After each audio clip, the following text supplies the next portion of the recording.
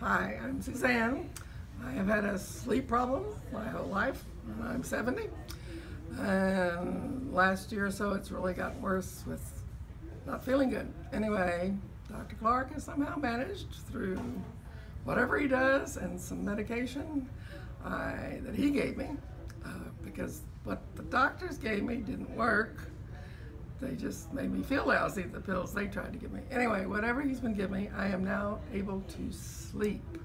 And I was even on a trip this last week and was able to sleep in a hotel away from home. This is wonderful. I can't tell you how wonderful sleep is. It is a blessing from above, let me tell you. I'm very grateful to be able to sleep. Suzanne, that's fantastic news. And let me just clarify something for our patients and for our watchers here.